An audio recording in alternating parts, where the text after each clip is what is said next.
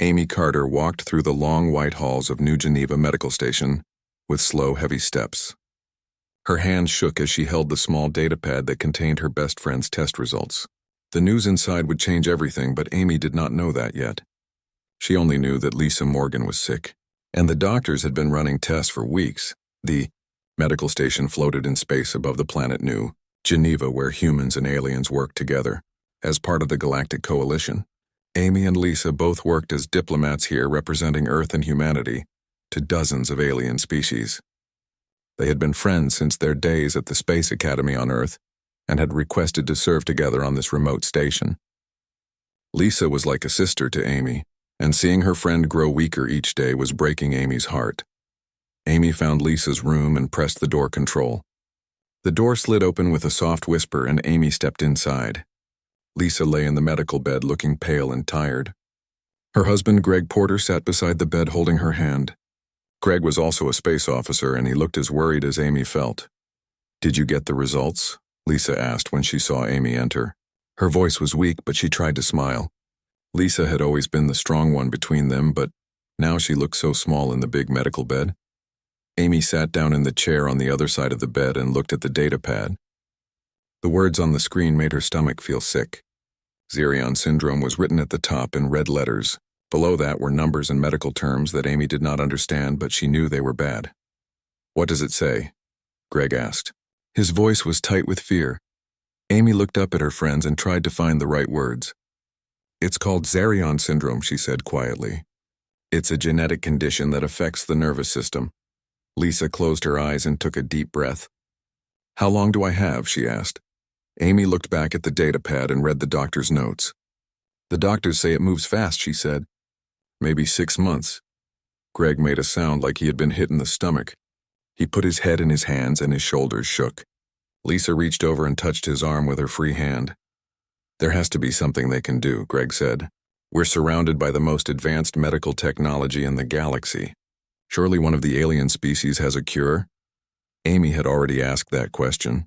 "I talked to Dr. Williams before coming here," she said. "He contacted medical experts from 12 different species. The Zephyrians have treatments for similar conditions in their people, but human biology is too different. The Centaurians offered to try their neural reconstruction therapy, but it could kill Lisa faster than the disease. None of the other species have anything that would work." The room fell silent except for the soft humming of the medical equipment. Outside the window, Amy could see stars and the blue curve of New Geneva below them. Ships moved between the planet and the various space stations that orbited it. Life in the galaxy continued as normal while their small world was falling apart. "There's something else," Lisa said softly. Both Amy and Greg looked at her. "I'm pregnant." The words hit Amy like a physical blow. Greg straightened up in his chair and stared at his wife. "What?" he said. "When did you find out?" "This morning," Lisa said. "Dr. Williams ran the pregnancy test as part of the full medical scan. I'm about 6 weeks along." Amy felt tears start in her eyes. A baby should be wonderful news, but with Lisa dying, it felt like a cruel joke. "What will happen to the baby?" Amy asked. Lisa looked at Greg and then back at Amy. "The doctors say the syndrome will probably get worse during pregnancy. My body will be under more stress and the disease will move faster. They think I might die during childbirth."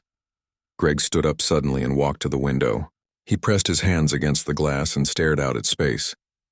"This isn't fair," he said. "We planned to have children, but not like this." "Not when you're dying." Amy watched her friend's husband struggle with the news. Greg was a good man, but he had always been better at dealing with problems that had clear solutions. Mechanical failures could be fixed and enemies could be fought, but this was something beyond his control. "I want to have the baby," Lisa said firmly. "Even if it kills me, I want to try. At least then something good will come from all this." Greg turned around and looked at his wife. "What if the baby gets sick too?" he said. "What if the syndrome is genetic?" "The doctors say it's possible but not certain," Lisa said. "We won't know until after the birth. But I want to try, Greg. I want us to have a child." Amy reached over and took Lisa's hand. "Whatever you decide will support you," she said. "You're not alone in this." Over the next few days, Amy watched her friends try to process the news. Greg became quiet and distant while Lisa seemed to find new strength in her decision to have the baby. The doctors started Lisa on treatments. That might slow the disease, but everyone knew they We're just buying time. Amy spent as much time as possible with Lisa. They talked about old times at the academy and their hopes for the future. Lisa made Amy promise things that seemed strange at the time. She wanted Amy to look after Greg if something happened. She wanted Amy to make sure the baby knew about Earth and human culture. She wanted Amy to tell the child stories about its mother. "Why are you telling me all this?" Amy asked one day. They were sitting in Lisa's quarters looking through old photos on her computer. "Greg is the father. He'll take care of everything." Lisa was quiet for a long moment. She touched her belly where the baby was growing inside her. "Greg is a good man, but he doesn't handle loss well," she said. "When his parents died in that transport accident, he didn't talk to anyone for months. He buries himself in work when things get hard." Amy looked at her friend and saw something in her eyes that she didn't understand. "He loves you, Lisa. He'll love the baby too." "I know he does," Lisa said. "But love and ability to cope are different things. I'm worried about what will happen after I'm gone. Promise me you'll watch out for them both." Amy promised, but she hoped she would never have to keep that promise. She hoped the doctors were wrong and that somehow Lisa would survive. She hoped that medical science would find a miracle cure. She hoped that her best friend would live to raise her child and grow old with her husband. But hope was not enough to change what was coming. 3 months passed faster than anyone wanted them to. Lisa's condition grew worse as the doctors had predicted, but she held on with determination that amazed everyone who knew her. The baby growing inside her seemed to give her strength even as the disease took it away. Amy visited every day and watched her friend fight a battle she could not win. The day Emma Morgan came into the world was the same day Lisa Morgan left it.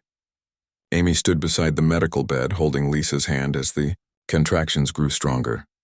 Dr. Williams and his team worked frantically to save both mother and child, but everyone in the room knew they were racing against time.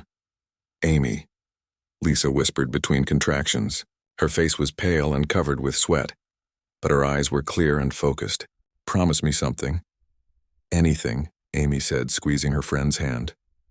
"Take care of her," Lisa said. "Love her like she's yours. Don't let her grow up alone in this cold universe." Amy felt tears running down her face. "You're going to be fine," she said, but even as she spoke the words, she knew they weren't true. The monitors around the bed were showing numbers that were getting worse. "Promise me," Lisa said again with more force. "I promise," Amy said. Lisa smiled and closed her eyes. "Good," she whispered. "That's all I needed to hear." 20 minutes later, baby Emma took her first breath as her mother took her last. Dr. Williams placed the tiny crying infant in Amy's arms while the medical team tried to save Lisa, but it was too late. Amy looked down at the small red face of her best friend's daughter and felt her heart break and heal at the same time. Greg Porter stood frozen at the foot of the bed staring at his dead wife. He had not said a word during the birth, and now he seemed unable to move or speak. Amy called his name, but he did not respond. His eyes were empty and far away. "Greg," Amy said more loudly. "You have a daughter?" Greg looked at Amy and then at the baby in her arms. Instead of joy or love, his face showed only pain. "I can't," he said quietly. "I can't look at her without seeing Lisa. She has her mother's eyes." Over the next few days, Amy tried to help Greg bond with his daughter, but he seemed to want nothing to do with the baby. He spent his time making arrangements to return to Earth and filing paperwork for emergency family leave. When Amy brought Emma to visit him, he would leave the room. "This isn't healthy, Greg," Amy said on the 3rd day after Lisa's death. They were sitting in Greg's quarters while Emma slept in a portable crib. "She's your daughter. She needs you." Greg looked at the sleeping baby and his jaw tightened. "She's a reminder of everything I lost," he said. "Every time I see her, I think about Lisa dying in that medical bed. I think about how I couldn't save her. I can't live with that." "So you're just going to abandon your child?" Amy asked. She tried to keep the anger out of her voice, but it was hard. "I'm not abandoning her," Greg said. "I'm making sure she has a better life than I can give her. You heard what Lisa said in the medical bay. She wanted you to take care of Emma. She knew I wouldn't be able to handle this." Amy stared at her friend's husband in disbelief. "Lisa meant help you raise her, not replace you as her parent." Greg walked to his desk and picked up a data pad. "I've already filled out the custody transfer forms," he said. "All you have to do is sign them and Emma will legally be your daughter. I've also arranged for monthly support payments from my salary." "You can't be serious," Amy said, standing up. "This baby just lost her mother. Now you want her to lose her father too?" She'll have you, Greg said. You're better at this emotional stuff anyway. Lisa always said you would make a great mother someday. Well, now you have your chance. Amy looked at Greg and saw that his mind was made up. The man she had known for years as strong and dependable had been broken by loss. What about your wife's wishes, she asked. What about doing what's right? This is what's right, Greg said. I'm not father material, Amy. I would mess this up and Emma would suffer for it. At least with you, she'll have someone who can love her, properly. 2 days later, Greg Porter boarded a transport ship bound for Earth. He signed the custody papers before leaving and transferred a large sum of money to Amy's account for Emma's care. He did not say goodbye to his daughter, and he did not look back as the ship pulled away from the station. Amy stood at the observation deck holding baby Emma and watching Greg's ship disappear into hyperspace. She felt angry and hurt and confused all at the same time. How could a father abandon his child so easily? How could grief make someone so selfish? It's just you and me now, little one, Amy whispered to the baby. Emma opened her tiny eyes and looked up at Amy. For a moment, Amy thought she saw something familiar in those eyes, but she couldn't place what it was. Amy's husband, John Carter, returned from his survey mission 2 weeks later. He had been exploring distant star systems for 6 months and had missed all the drama with Lisa's death and Emma's birth. Amy waited nervously in their quarters for him to arrive. She had sent messages about what happened, but had not told him about her decision to adopt Emma. John walked through the door, tired from his long journey and happy to be home. He dropped his equipment bags and moved to embrace his wife. That's when he saw the baby sleeping in the portable crib in the corner of their bedroom. Amy, John said slowly. Whose baby is that? Amy took a deep breath. Her name is Emma, she said. She's Lisa's daughter. Lisa died in childbirth and Greg couldn't handle being a father, so he signed custody over to me. John stared at the baby and then at his wife. You can't just decide to adopt a child without talking to me first, he said. We're military officers, Amy. We have duties and responsibilities. A baby changes everything. Lisa was my best friend, Amy said. This baby is innocent and needs a home. Greg abandoned her. What was I supposed to do? That's not our problem, John said, his voice getting colder. Greg made his choice, and now you need to make yours. You can't have both the baby and our marriage. Amy felt something inside her break. She had known John for 5 years and had been married to him for 3. She thought she knew what kind of man he was, but apparently she had been wrong. You're asking me to choose between an innocent baby and our marriage, she said. I'm asking you to be realistic, John said. We're not ready for children, Amy. Our careers come first. We agreed on that when we got married. Amy looked at her husband and then at baby Emma sleeping peacefully in her crib. The choice when it came down to it wasn't really a choice at all. Then I guess I'm choosing Emma, she said. John's face went hard. Fine, he said. But don't expect me to stick around and play house with another man's child. Within a week, John had filed for divorce and used his connections to have Amy transferred to the most remote research station he could find. Amy found herself assigned to Kepler 4042b, a frontier world at the edge of known space. It was where the military sent people they wanted to forget about. Amy packed her few belongings and prepared for exile. She had lost her husband, her career, and her comfortable life on New Geneva. But as she looked down at baby Emma, she knew she had made the right choice. Some things were more important than personal comfort, and this innocent child was one of them. Kepler 442b was the kind of place that existed on the very edge of human space, where volunteers came to study alien life and maintain early warning systems for threats from unexplored regions. The planet was beautiful in a strange alien way, with purple skies and silver trees that glowed softly in the dim light of its distant sun. It was also the perfect place for the Galactic Coalition to dump people they wanted to forget about. Amy arrived on the planet with baby Emma and a single transport container holding all their belongings. The research station was small, with only 12 permanent residents and basic facilities for scientific study. Dr. Ben Hayes, the station's chief researcher, met them at the landing pad. He was a kind older man with gray hair and gentle eyes who seemed genuinely happy to have new arrivals. Welcome to the edge of nowhere, Ben said with a smile as he helped Amy carry her bags. I hear you're our new xenobiologist. We can definitely use the help studying the local ecosystem. Amy adjusted her grip on baby Emma, who was fussing from the long journey. Thank you for accepting us, she said. I know having a baby at a research station isn't exactly standard procedure. Ben looked at the infant with warm eyes. "Life finds a way to surprise us," he said. "Besides, this place could use some young energy.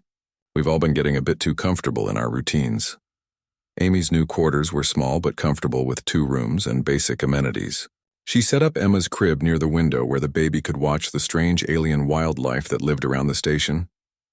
Outside the glass, colorful, bird-like creatures flew between the glowing trees while small mammals with too many legs scurried through the undergrowth. The first few months were hard as Amy adjusted to life as a single mother while learning her new job. The planet's ecosystem was unlike anything she had studied before, with plants and animals that seemed to communicate with each other through methods human science didn't fully understand. Amy spent her days collecting samples and running tests while Emma slept in a portable carrier or played with simple toys. Ben Hayes became an unexpected friend and grandfather figure to Emma.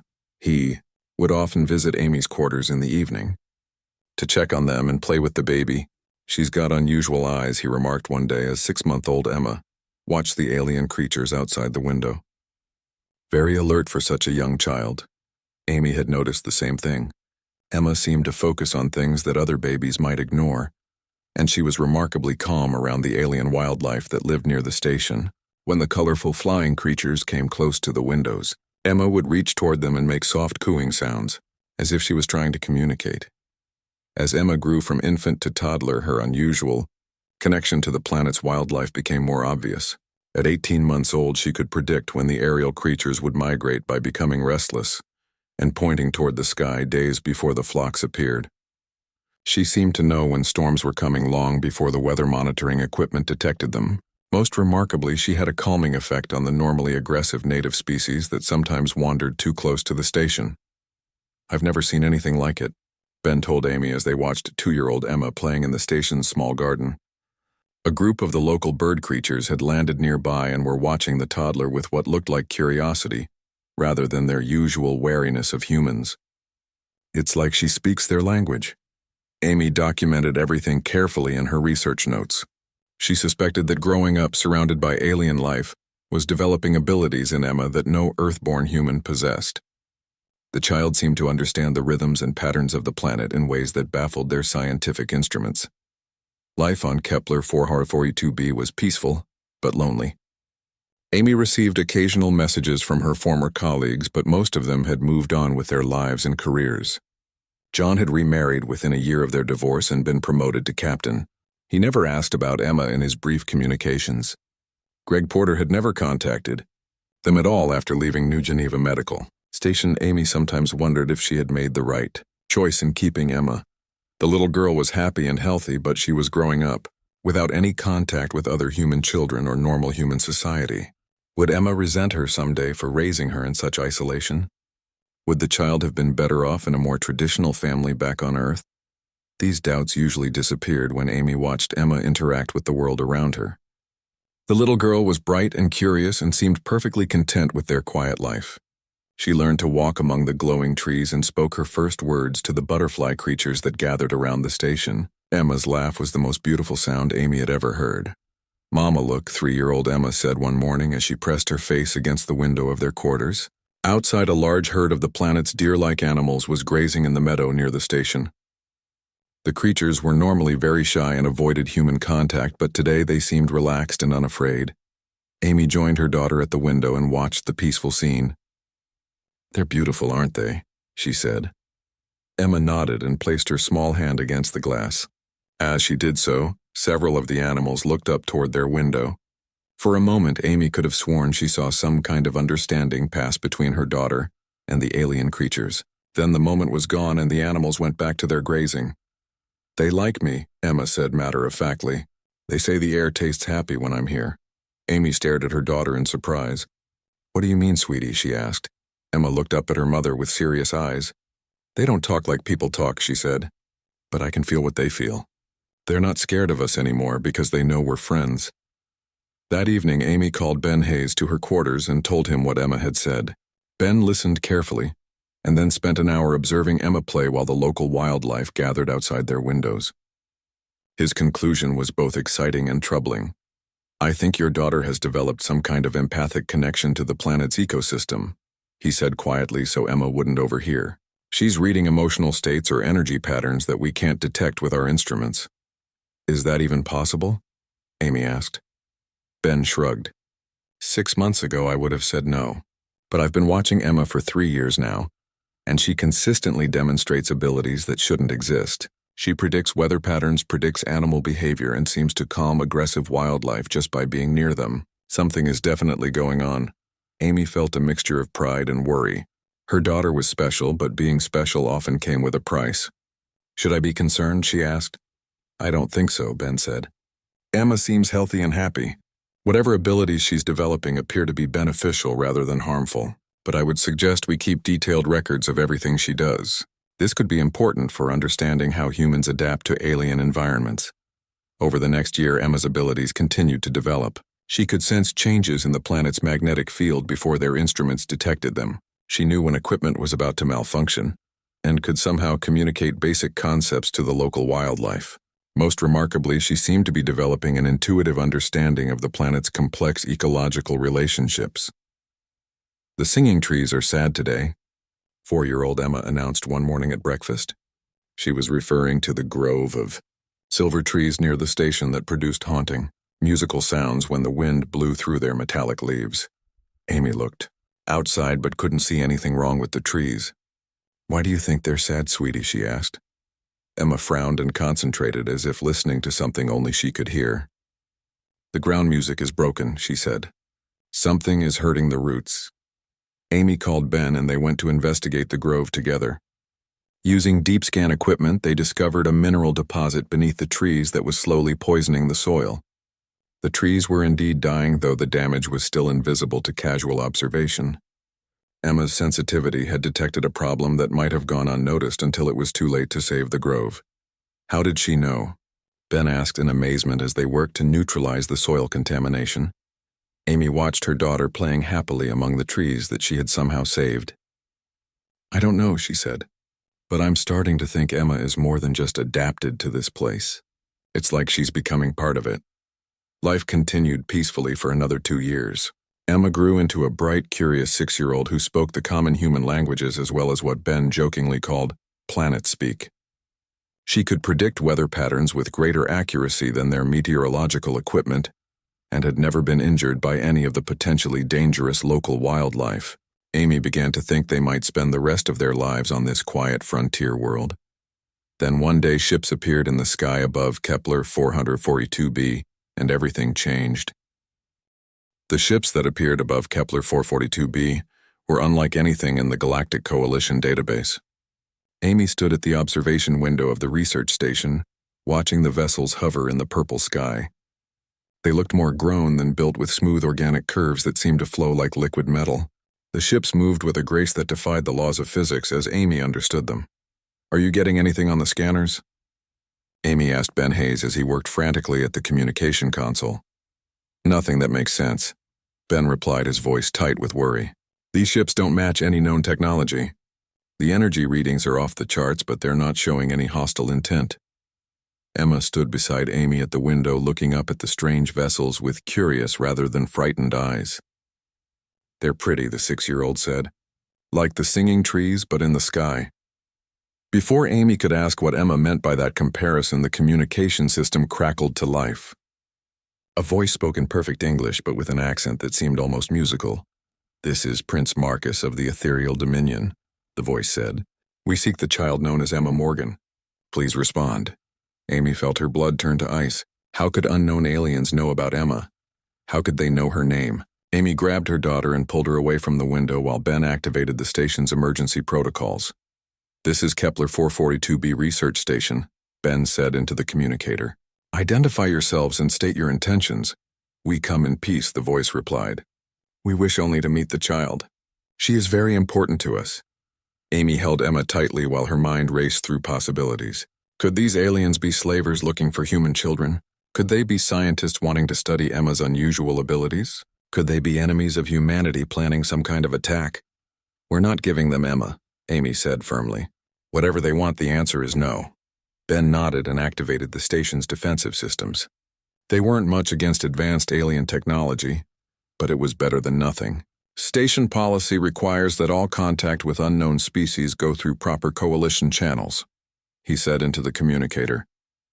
You'll need to contact Galactic Command for permission to land. There was a moment of silence before the alien voice spoke again. We understand your caution, but time is important. The child is in danger from those who would misunderstand her nature.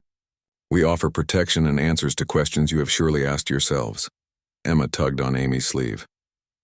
Mama, she said quietly. He feels familiar. Amy looked down at her daughter in confusion. What do you mean, sweetie? Emma pointed toward the ceiling where the alien ships waited. He feels like the butterflies, but bigger and warmer. Like family. Before Amy could respond, shimmers of light appeared in the station's main room. Amy pushed Emma behind her and reached for the emergency weapon locker, but the light was already forming into solid shapes. 3 figures materialized in the room, tall and graceful with slightly glowing skin and eyes that seemed to hold the depth of stars. The leader was clearly the one who had spoken over the communicator. He stood 7 feet tall with noble features and wore robes that shifted color like aurora. When he saw Emma peeking out from behind Amy, his expression transformed into something Amy had never seen from an alien before. Pure, unmistakable love. Hello, little star, he said in a voice as gentle as music. I am your father. Amy stepped protectively in front of Emma. That's impossible, she said. Her father is human. Marcus smiled sadly. Greg Porter is indeed human, and he did love your friend Lisa deeply. But he is not Emma's biological father. I am. The words hit Amy like a physical blow. You're saying Lisa had an affair with an alien, she said. Nothing so simple, Marcus replied. Your species believes that deep emotional connections between human and ethereal are impossible. Lisa and I proved them wrong. Emma is the first of her kind. A bridge between our peoples. Amy felt the world spinning around her. Everything she thought she knew about Emma's parentage was apparently wrong. Lisa never mentioned you, she said. She never said anything about aliens. Lisa kept our relationship secret to protect Emma, Marcus explained. Hybrid children between our species were thought to be impossible. Those who learn of Emma's existence might see her as a threat or an abomination. Lisa chose to list Greg as the father to keep Emma safe. Emma stepped forward, studying Marcus with curious eyes. The fear that Amy expected to see was nowhere on her daughter's face. Instead, Emma looked at the tall alien with the same expression she used when watching the native wildlife. Recognition and understanding. You feel like home? Emma said simply. Like the singing place I hear in my dreams. Marcus knelt to Emma's level, tears of light streaming down his face. You have inherited gifts from both your peoples, little one. Your mother Lisa knew this. It's why she asked Amy to raise you far from those who wouldn't understand. Amy watched the interaction between Marcus and Emma with growing amazement and fear. There was clearly some kind of connection between them that went beyond normal human experience. Emma seemed drawn to Marcus in a way that felt natural and right. What do you want from her? Amy asked. What do you want from us? Marcus stood slowly, keeping his eyes on Emma. I want to know my daughter, he said. For 6 years I have watched from a distance, respecting Lisa's wishes that Emma grow up safely hidden. But recent events have made secrecy impossible. What recent events? Ben asked. He had been recording everything on his datapad, and Amy could see his scientific curiosity warring with his protective instincts. Marcus turned to face them both. The Galactic Coalition has learned of Emma's existence, he said. They are sending ships to investigate reports of unusual activity on this planet. Our sources within the Coalition government say they plan to take Emma for study and evaluation. Amy felt panic rise in her chest. Study and evaluation, she repeated. What does that mean? It means they see Emma as either a weapon to be controlled or a threat to be eliminated, Marcus said grimly. Your species has always feared what they don't understand. The Council sees Emma as a disruption to the natural order. Emma tugged on Amy's sleeve again. The butterflies are scared, she said. They say metal ships are coming that will hurt the sky music. Amy looked down at her daughter and realized that Emma's connection to the planet's ecosystem was warning them of approaching danger. If the Coalition was really coming to take Emma, then they were running out of time. How do we know you're telling the truth? Amy asked Marcus. How do we know you're not the threat we should be worried about? Marcus gestured toward his companions who had remained silent during the conversation. My people are peaceful, he said. We have been watching the younger races of the galaxy for centuries, but we do not interfere unless absolutely necessary. Emma's birth changed everything. She represents something new in the universe, something that could bring our peoples together or drive them apart. Ben stepped forward with his datapad still recording. Can you prove your claim about being Emma's father? He asked. Do you have genetic evidence? Marcus nodded. We have biological samples from when Lisa visited our world during the cultural exchange program. The genetic compatibility test we ran then showed successful hybridization was possible. When Lisa became pregnant, she contacted us to confirm paternity. Emma carries markers from both human and ethereal DNA. Amy processed this information while watching Emma interact with Marcus. Her daughter seemed completely comfortable with the tall alien, and was even reaching out to touch his glowing robes. The connection between them was undeniable, but Amy still felt protective and suspicious. Even if you are her biological father, Amy said, I'm her legal guardian. Lisa asked me to take care of Emma, and that's what I'm going to do. I would never try to take her from you, Marcus said gently. You have given Emma the most important gifts of all. Love, security, and the knowledge that family is chosen, not just inherited. She needs both of us. Emma looked up at Amy and then at Marcus. Can we trust him, Mama? She asked. The planet says he's safe, but I want to know what you think. Amy stared down at her 6-year-old daughter, who was asking adult questions about alien visitors and planetary consciousness. How had their quiet life on this frontier world become so complicated? How had a simple promise to a dying friend led to this moment? Before Amy could answer, alarms began sounding throughout the research station. Ben ran to the sensor console and his face went pale as he read the displays. Coalition ships, he announced. A full military squadron dropping out of hyperspace. They'll be here in 20 minutes. Marcus straightened and his expression became grim. Admiral Susan Ross commands that fleet, he said. She is not known for her diplomatic approach to unusual situations. Emma pressed closer to Amy as the alarms continued to sound. The metal ships are here, she said quietly. They're going to try to take me away, aren't they? Amy wrapped her arms around her daughter and looked at Marcus. Whatever was coming, they would face it together. She had made a promise to Lisa 6 years ago to protect Emma, and she was going to keep that promise no matter what the cost.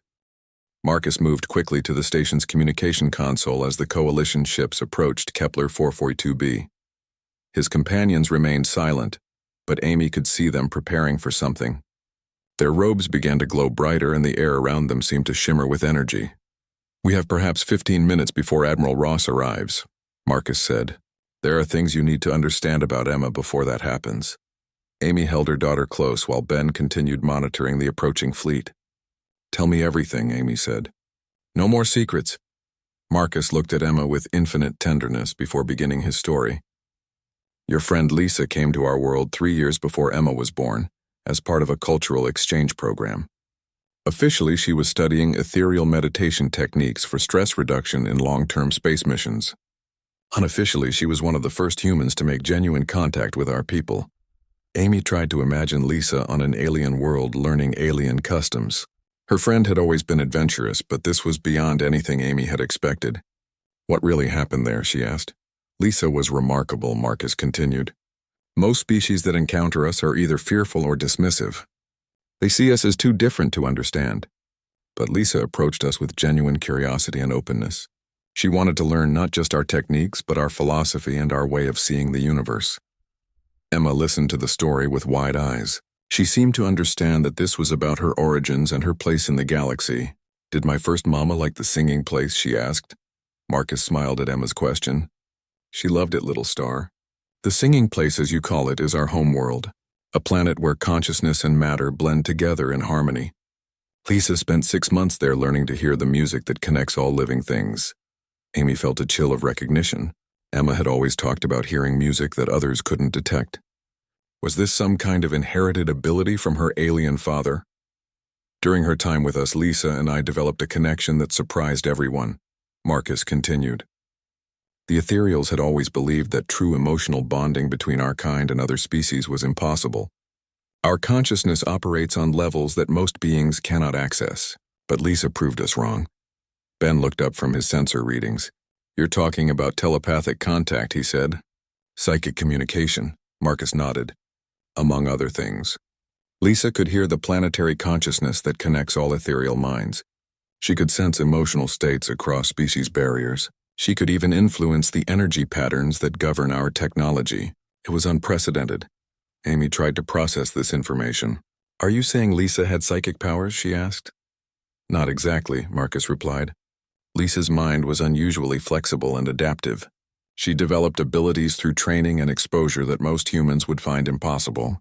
When we realized we had formed a genuine emotional bond, the implications were staggering. Emma tugged on Amy's arm.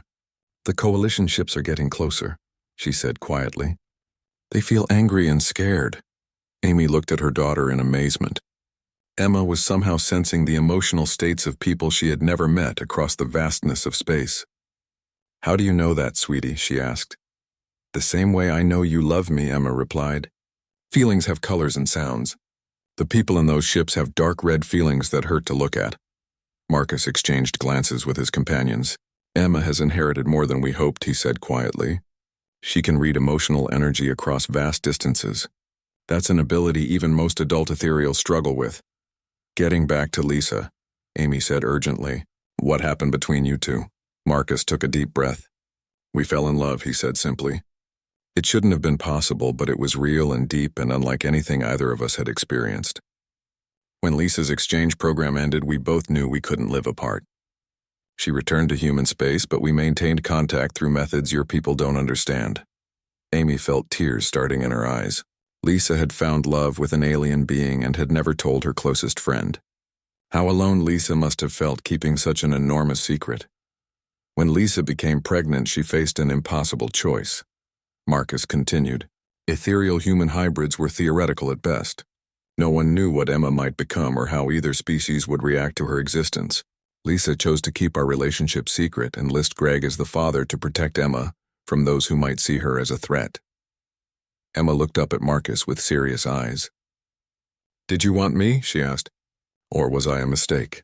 Marcus knelt down so he was at Emma's level. "You were the greatest gift the universe ever gave me," he said gently. "Your mother and I dreamed about you for months before you were born. We wondered what you would look like and what abilities you might have and whether you would be happy in a universe that didn't understand you yet." "Why didn't you come see me before now?" Emma asked. "Because your mother made me promise to let you grow up safely," Marcus replied. "She wanted you to have a normal childhood without the pressure of being different. She asked me to wait until you were old enough to choose for yourself whether you wanted to know about your ethereal heritage." Amy felt a surge of protective anger. "But you've been watching her, haven't you?" she said. "You've been spying on us," Marcus nodded without shame. "We maintained observation to ensure Emma's safety. When we detected unusual energy patterns around this planet, we realized Emma was developing abilities beyond what we expected. That's when we knew the secret couldn't be kept much longer." Ben looked up from his console with alarm.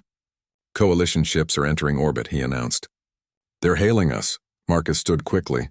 "Admiral Ross will demand Emma's immediate surrender," he said. "She sees Emma as either a weapon to be studied or a threat to be eliminated." "The Admiral has never been known for her diplomatic approach." Amy felt panic rising in her chest. "What do we do?" she asked. "First, you need to understand what Emma truly is," Marcus said urgently.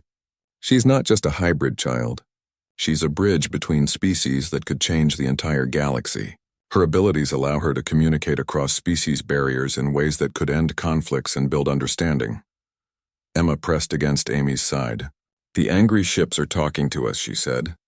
"They want to take me away from you." The communication system crackled to life with Admiral Ross's voice.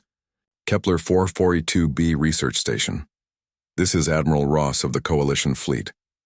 We are here to investigate reports of alien contact and unusual activity. Prepare for immediate boarding and inspection."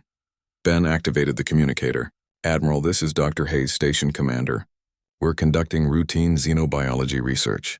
There's nothing here that requires military intervention." "Don't lie to me, Doctor," Admiral Ross replied sharply.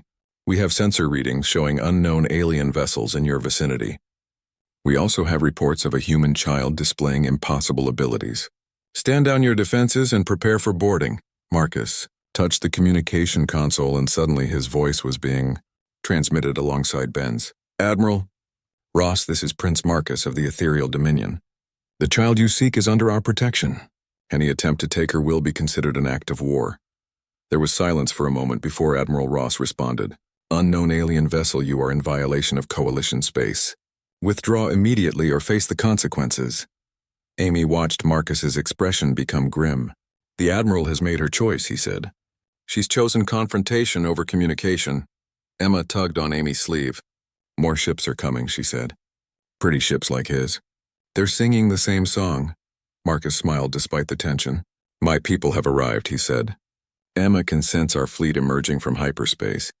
The Admiral is about to discover that threatening an ethereal child brings consequences she hasn't considered.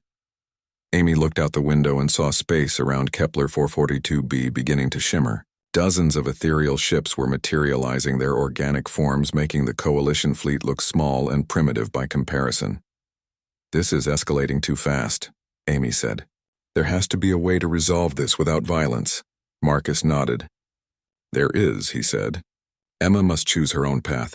She can remain hidden and live as a human child, or she can embrace her heritage and become the bridge between our species that she was born to. Amy looked down at her 6-year-old daughter who was being asked to make decisions.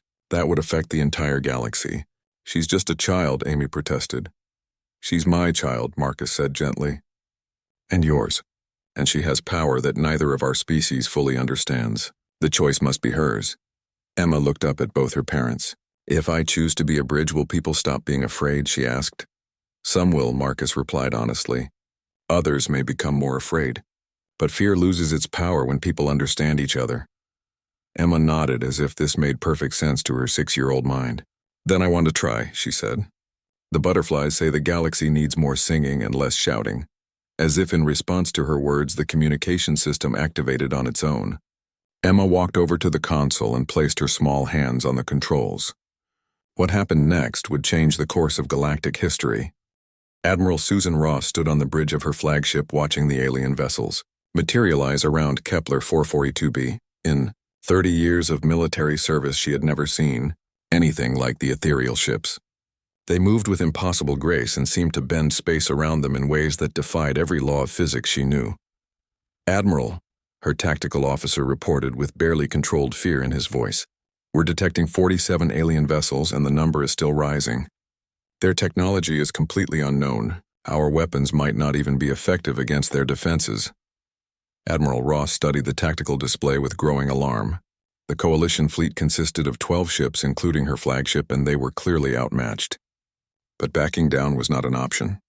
What's the status of the research station, she asked. Still refusing to cooperate, her communications officer replied. They claim they're conducting routine research, but our scans show massive energy readings that don't match any known human technology. The Admiral had received her orders directly from the Coalition Council. Reports of a human child with impossible abilities had reached the highest levels of government, and the implications were terrifying. If humans could develop psychic powers through alien contact, it could upset the balance of power in the galaxy. If aliens were experimenting on human children, it was an act of war. Open a channel to the research station, Admiral Ross ordered. Put me through to whoever is in charge down there. The communication system crackled to life. Kepler 442b Research Station. This is Admiral Ross of the Coalition Fleet. We are here to investigate reports of alien contact and unusual activity. Prepare for immediate boarding and inspection. The response came from Dr. Hayes, the station commander. Admiral, this is Dr. Hayes, station commander. We're conducting routine xenobiology research. There's nothing here that requires military intervention. Admiral Ross had read Dr. Hayes's file before arriving. He was a respected scientist, but his loyalty was questionable. He had been exiled to this frontier world for reasons that were classified above her security level. Don't lie to me, Doctor, she said sharply. We have sensor readings showing unknown alien vessels in your vicinity. We also have reports of a human child displaying impossible abilities. Stand down your defenses and prepare for boarding. What happened next shocked everyone on the bridge. An alien voice joined the communication, speaking perfect English with an otherworldly accent. Admiral Ross, this is Prince Marcus of the Ethereal Dominion. The child you seek is under our protection. Any attempt to take her will be considered an act of war. Admiral Ross felt her blood pressure spike. First contact with a new alien species should have been handled through diplomatic channels with careful preparation and protocol. Instead, she was facing a potential military confrontation over a single human child. Unknown alien vessel, you are in violation of Coalition space. Withdraw immediately or face the consequences. Her tactical officer leaned close to her chair. Admiral, our weapons are locked on the nearest alien ships, but I'm not sure we can penetrate their defenses. These vessels are using technology that's decades ahead of anything in our database. Hold position, Admiral Ross ordered. Continue scanning and prepare for combat if necessary. The space around them continued to shimmer as more ethereal ships appeared. Admiral Ross watched the tactical display with growing concern, as her small fleet was surrounded by alien vessels that could probably destroy them without breaking formation. Admiral, her science officer called from his station, I'm detecting unusual energy patterns from the planet's surface. Something is happening at the research station. Before Admiral Ross could respond, the communication system activated on its own. The voice that spoke was young and clear and completely unexpected. It was a child's voice, but it carried harmonics that made the ship's electronics resonate in ways they were never designed to do. Hello, the voice said simply. My name is Emma. Why are you all so angry?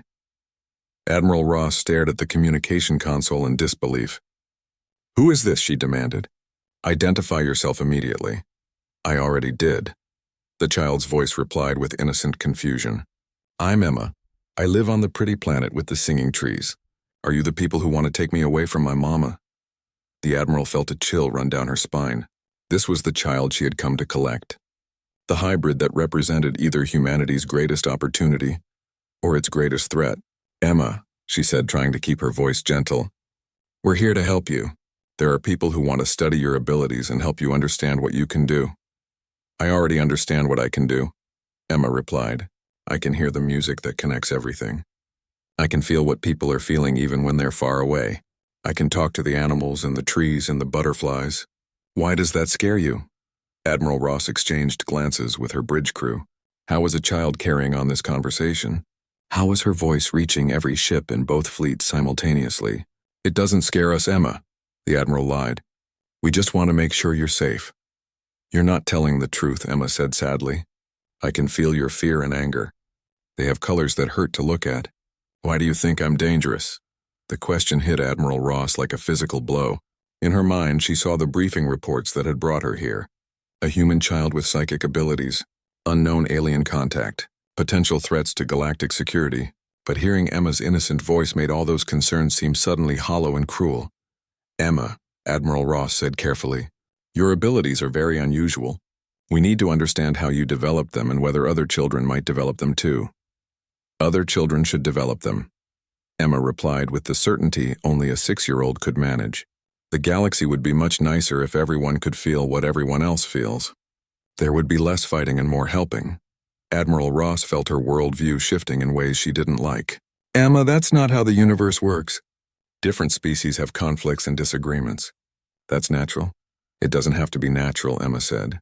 Marcus says I'm a bridge between peoples. Bridges help people cross over to where they couldn't go before. I want to show you what I mean. Before Admiral Ross could object, she felt something impossible happening. A wave of pure emotion washed over her and everyone else in both fleets. Love, curiosity, hope, and an overwhelming sense of connection that transcended species boundaries. For a moment, every human and ethereal in the area experienced what Emma experienced every day, the fundamental unity underlying all conscious life. The sensation was so powerful that Admiral Ross felt tears streaming down her face. She could feel the emotions of her crew, the confusion and wonder of the ethereal beings, and the innocent love radiating from one small child on the planet below. The fear and anger that had driven her here seemed suddenly petty and meaningless. What was that? She whispered when the sensation faded. Emma's voice carried a note of satisfaction. That was me showing you that we're all connected. The butterflies taught me that. They say fear only exists when people forget they're part of the same song. Admiral Ross looked around her bridge and saw her crew members wiping tears from their eyes and staring at each other with new understanding. Her tactical officer had taken his hands off the weapons controls. Her communications officer was staring at the alien fleet with wonder instead of fear. Admiral, came Prince Marcus's voice over the communication system. What your people just experienced is a small sample of Emma's gift. She can build bridges of understanding between any conscious beings. She represents the future our species could create together. Admiral Ross tried to regain her military composure, but the experience had shaken her to her core. How do we know this child won't be used as a weapon, she asked. How do we know these abilities won't be turned against humanity? Because you just felt what she feels, Marcus replied. Emma's power comes from love and connection, not from conflict and domination. She cannot use her abilities to harm because harm would cause her pain. Emma's voice joined the conversation again. I don't want to hurt anyone, she said earnestly. Hurting people feels terrible. I want everyone to be happy and safe and connected like the singing trees. Admiral Ross found herself at a loss for words. Her orders had been clear. Secure the hybrid child for study and evaluation. Determine the threat level and respond accordingly. But how could she follow those orders when the child in question was clearly innocent, and her abilities seemed designed to promote peace rather than conflict? Admiral, her science officer said quietly, I'm receiving new orders from Coalition Command. They're telling us to proceed with the original mission regardless of circumstances. Admiral Ross looked at the tactical display showing the overwhelming number of alien ships surrounding her fleet. She looked at her crew who were still processing the emotional experience Emma had shared with them. She thought about the innocent child's voice asking why everyone was so angry. Communications, she said finally. Open a channel to Coalition Command. Priority 1. Channel open, Admiral. Command, this is Admiral Ross. I need to speak with the Council immediately. The situation here is not what we expected and requires immediate diplomatic intervention. The response was swift and harsh. Admiral Ross, you have your orders. Execute them immediately or face. Admiral Ross sat in her command chair staring at the communication console as Emma's innocent words echoed through the bridge. Around her, the crew waited for orders while outside the viewports, alien ships continued to materialize in defensive formations. The space around Kepler 442b had become the most dangerous place in the galaxy, and all because of one 6-year-old child. Admiral, her tactical officer said quietly, Coalition Command is demanding immediate compliance with standing orders. They're threatening to send additional fleets if we don't secure the target within the hour. Admiral Ross felt the weight of 30 years of military service pressing down on her. She had always followed orders without question, and that dedication had earned her command of the Coalition's most advanced fleet. But Emma's emotional demonstration had shaken something fundamental in her understanding of right and wrong. Communications, she said finally. Open a channel to the research station. I want to speak with the child directly. The channel opened and Emma's voice came through clear and bright. Hello, Admiral, she said. Are you feeling better now? Your colors aren't as dark as they were before. Emma, Admiral Ross said, trying to keep her voice steady. Can you help me understand something? How are you able to do the things you do? It's like hearing music that other people can't hear. Emma replied thoughtfully. Everything alive makes music, and the music connects to other music. People and animals and plants all sing together, but most grown-ups forget how to listen. Admiral Ross glanced around her bridge. Her crew was listening intently to every word Emma spoke. Where did you learn to hear this music, she asked. From living here with the singing trees and the butterflies, Emma said. And from Marcus, who taught me about the big songs that connect whole planets. And from Mama Amy, who taught me that love makes the music stronger. Emma, Admiral Ross said carefully, there are people who think your abilities might be dangerous. They're worried that you could hurt people or start wars between different species. Emma was quiet for a moment. When she spoke again, her voice carried a sadness that made Admiral Ross's heart ache. I know some people think I'm scary, she said. But I don't want to hurt anyone. Hurting people makes terrible sounds in the music. It makes everything discord and broken. What do you want, Emma? Admiral Ross asked. What would make you happy? I want people to stop being afraid of each other, Emma replied without hesitation. I want humans and ethereals and all the other species to hear the same music and know they're part of the same big song. I want to help people understand that different doesn't mean dangerous. Admiral Ross closed her eyes and tried to reconcile Emma's innocent desires with the harsh realities of galactic politics.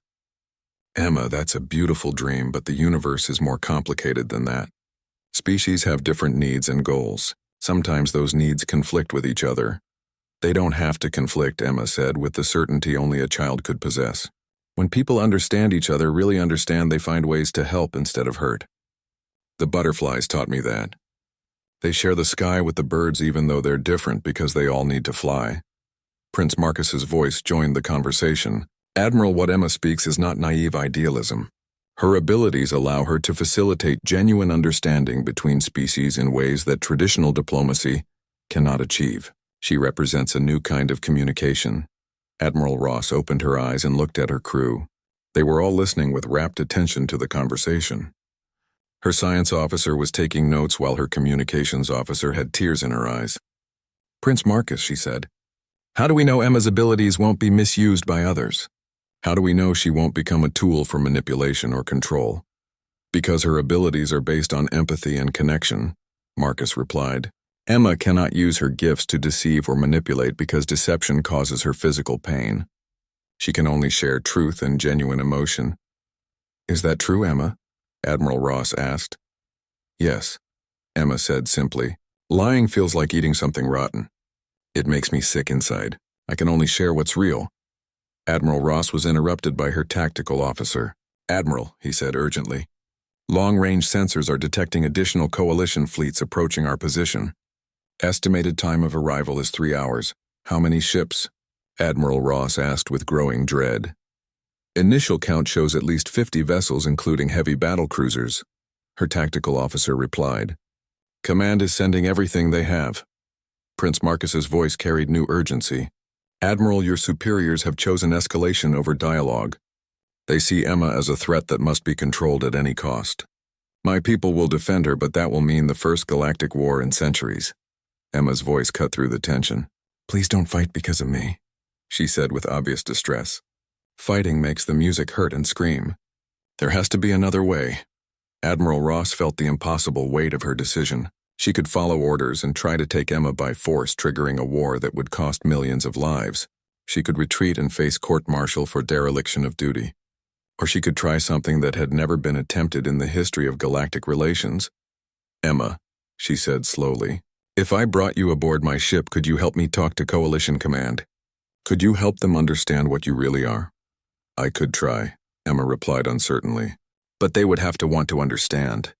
I can't make people listen if they've decided not to hear." Amy Carter's voice joined the conversation for the first time. "Admiral, with respect, Emma is my daughter, and I won't let her be used as a political tool. If you want her help, it has to be on terms that keep her safe." Admiral Ross looked at the tactical display showing the approaching coalition reinforcements. "Ms. Carter, what would those terms be?" "Emma stays with me," Amy said firmly. "No medical testing, no government custody, no military control?" "She helps with communication, but she remains a free person, not a weapon or an asset. And I want Marcus there too," Emma added.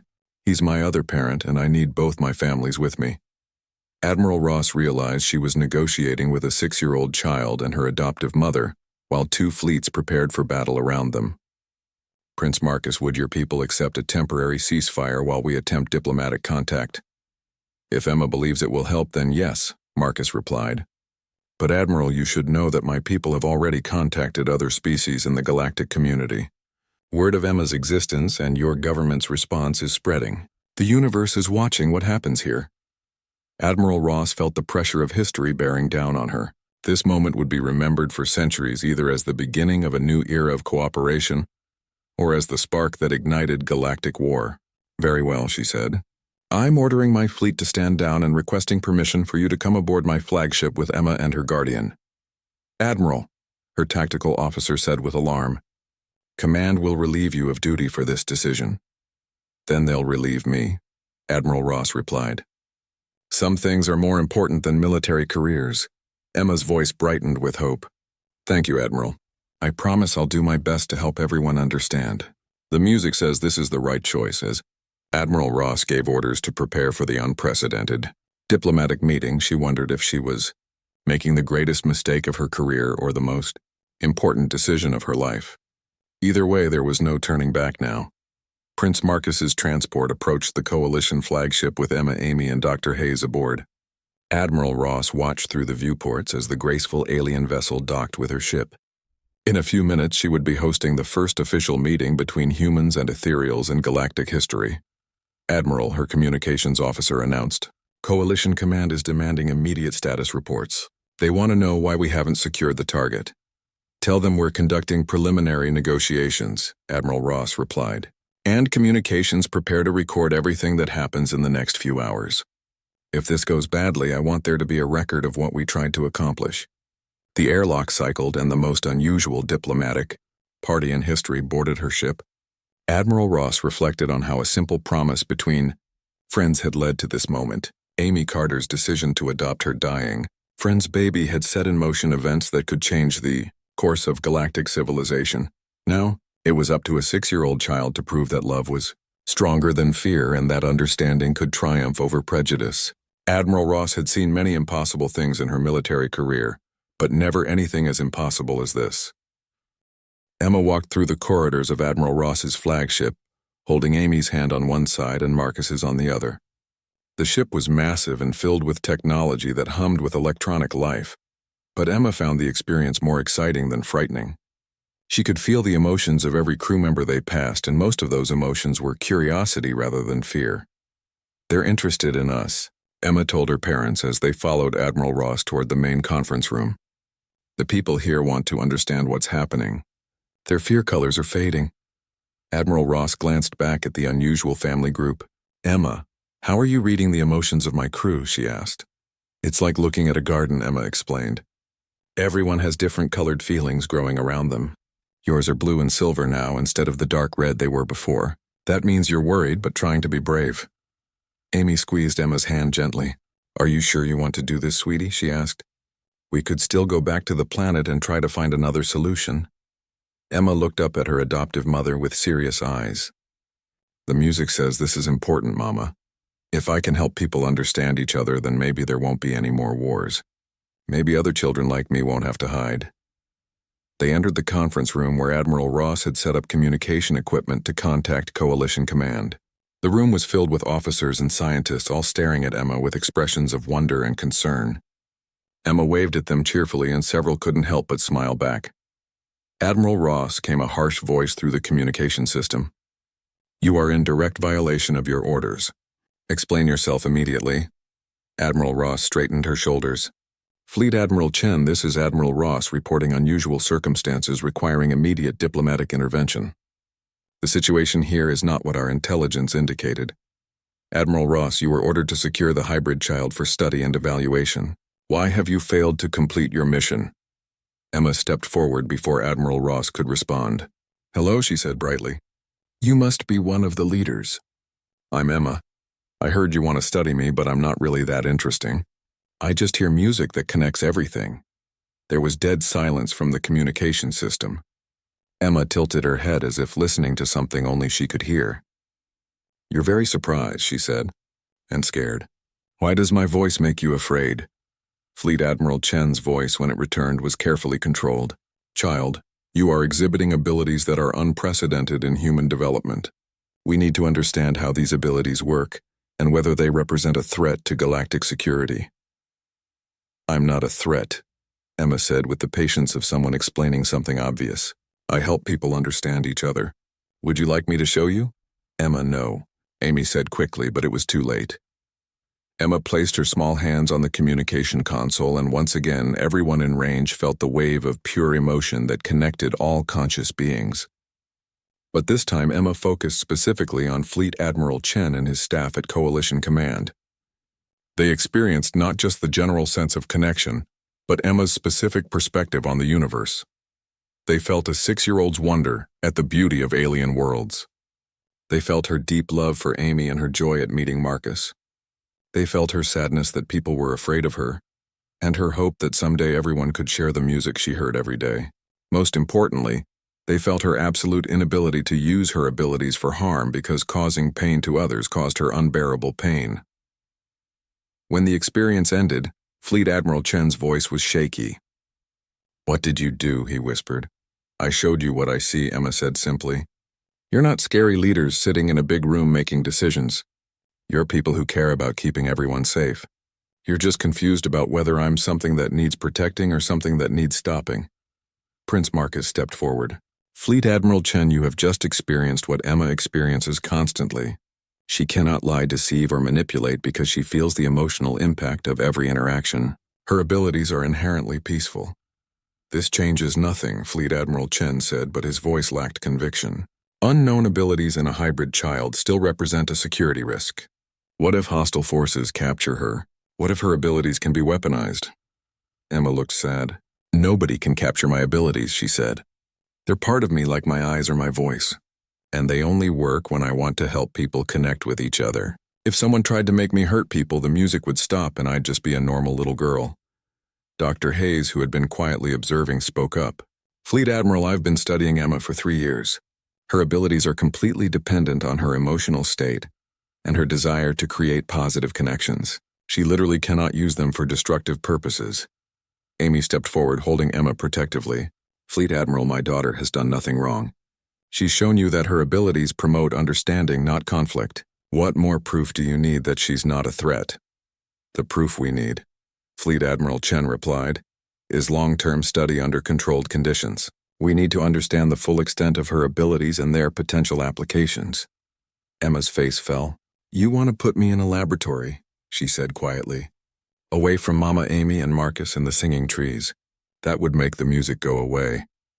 Admiral Ross found herself speaking before she could stop herself. Fleet Admiral, with respect, the child has demonstrated nothing but peaceful intent. Separating her from her family would be cruel and counterproductive. Admiral Ross, you are relieved of command effective immediately, Fleet Admiral Chen said angrily. Captain Williams, you are now in charge of the fleet. Complete the original mission. But Captain Williams, who had experienced Emma's emotional demonstration along with everyone else, hesitated. Sir, he said slowly, perhaps we should consider alternative approaches. The child appears to be offering cooperation rather than resistance. Emma stepped up to the communication console again. Please don't fight about me, she said urgently. I have an idea. What if I came to visit your big ship sometimes to help with difficult problems? I could help species understand each other when they're having arguments. But I could still live with my family and play with the butterflies. The suggestion hung in the air while the adults processed it.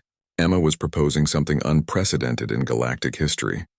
A child serving as an informal ambassador and mediator between species while maintaining her freedom and family connections. Marcus looked at Amy, and she nodded slightly. Fleet Admiral. Marcus said the ethereal dominion would support such an arrangement. Emma could serve as a bridge between our peoples while remaining with those who love her. The idea has merit, Dr. Hayes added. Emma's abilities seem to work best when she's happy and secure. Forcing her into isolation would likely diminish rather than enhance her capabilities. Fleet Admiral Chen was quiet for a long moment. When he spoke again, his voice was thoughtful rather than commanding. This is completely outside any existing protocols, he said. We would need to establish new frameworks for interspecies cooperation. We would need guarantees that the child's abilities won't be misused by any faction. Emma smiled brightly. I promise I'll only use my abilities to help people, she said. Cross my heart and hope to fly. That's what the butterflies say when they make important promises. Amy felt tears starting in her eyes. Her 6-year-old daughter was negotiating the future of galactic diplomacy, with wisdom that put the adults to shame. Emma, are you sure this is what you want? She asked.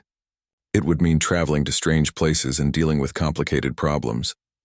Emma looked up at her adoptive mother with confidence beyond her years. Mama, you taught me that family means taking care of each other. Now I have a really big family that includes everyone in the galaxy. I want to help take care of them too. Over the following hours, Emma's proposal was refined and formalized. She would serve as a special ambassador for interspecies understanding, working with both coalition and ethereal diplomatic corps. She would remain in Amy's custody with Marcus sharing parental responsibilities. Most importantly, she would continue to live on Kepler 442b, where she could maintain her connection to the planetary ecosystem.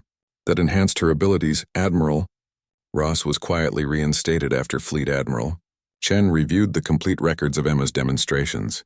The incident was classified as a diplomatic breakthrough rather than a military failure. Captain Williams was promoted to Admiral and given command of the new interspecies relations fleet that would escort Emma on her diplomatic missions.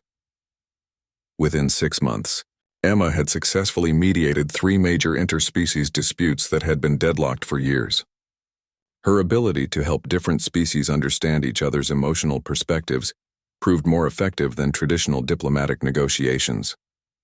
The Galactic Coalition established new protocols for hybrid children and interspecies families, recognizing that such unions might produce individuals with unique gifts for promoting peace. Amy was offered reinstatement in the military with a promotion to colonel, but she declined.